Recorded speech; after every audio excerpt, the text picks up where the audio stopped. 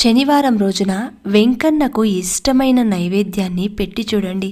ఎంతో సంతోషించి మీరు ఏదైతే కోరుతున్నారో దానిని ఆ భగవంతుడు తప్పకుండా తిరిగి ఇస్తారు.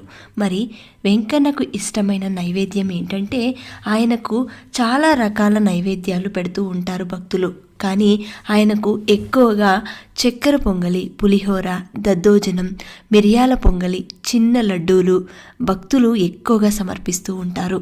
ఇంకా వారి శక్తి కొలది వడ, దోశ, జిలేబీ, పెద్ద లడ్డూలు, మురుకులు, పెద్ద పెద్ద వడలు ఇలాంటివి వారి శక్తి కొలది పెడుతూ ఉంటారు. కానీ భగవంతునికి ఎప్పుడూ కూడా భక్తితో, శ్రద్ధతో, నమ్మకంతో మీరు చేస్తున్న ఏ చిన్న పనైనా సరే ఆ భగవంతుడు స్వీకరిస్తారు. ఆఖరికి ఇన్ని నైవేద్యాలు పెట్టాలా అంటే తప్పనిసరి అయితే కాదు, చిన్న గ్లాస్లో పచ్చి పాలు పెట్టినా సరే స్వీకరిస్తారు.